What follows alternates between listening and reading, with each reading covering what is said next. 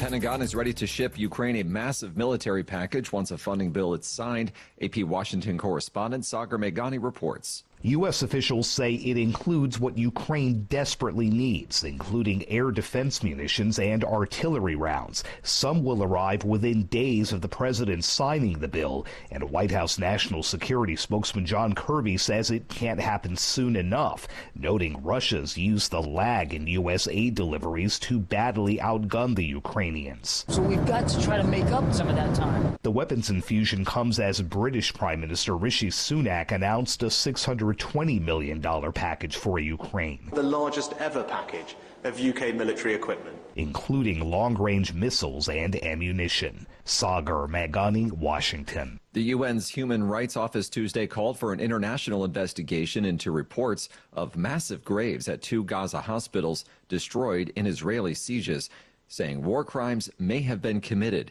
VOA's Jeff Custer reports. Speaking to reporters at a briefing at UN headquarters in Geneva, UN Human Rights Office spokeswoman Ravina Shamdasani said the office was horrified by the destruction of Gaza's biggest hospital, El Shifa in Gaza City, and its second largest, the Nasser Medical Complex in Khan Yunis. In relation to Nasser, the Gaza government media office announced that 283 bodies were recovered, of which 42 have been identified.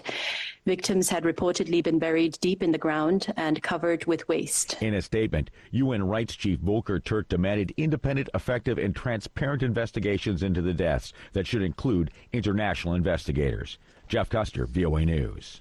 You'll find expanded coverage of world news and events at our website, voanews.com, 24 hours a day. This is VOA News.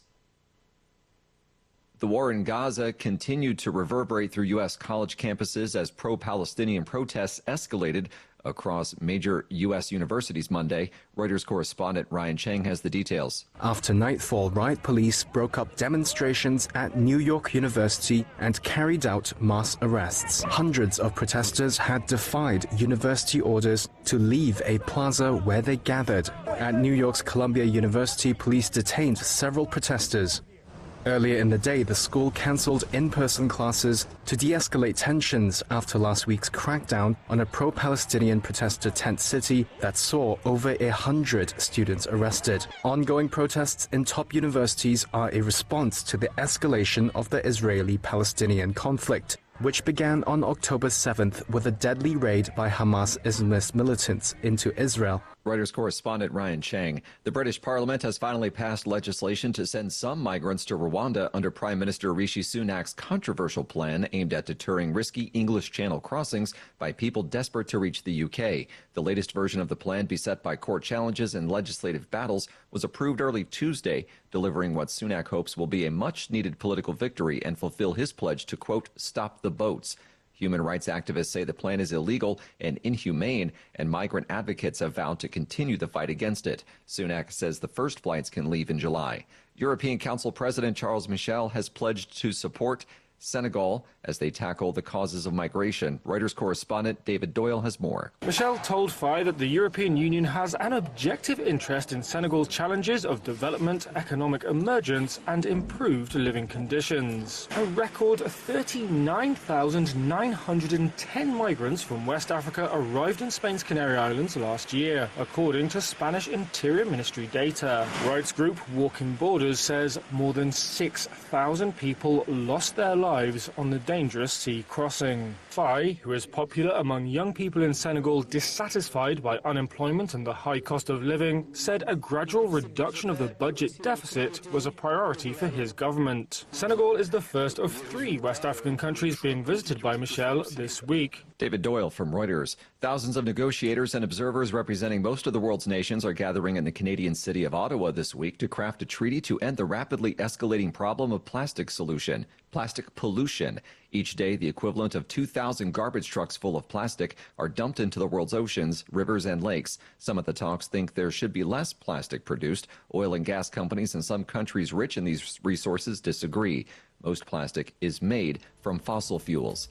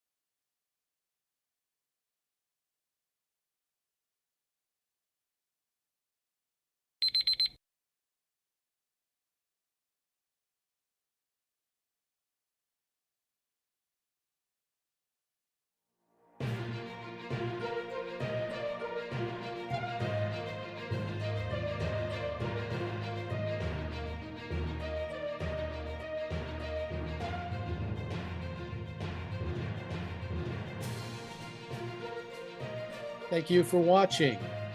Can you do me a favor? Please leave a comment in the comment section below. That would really help. Thank you, and see you again soon.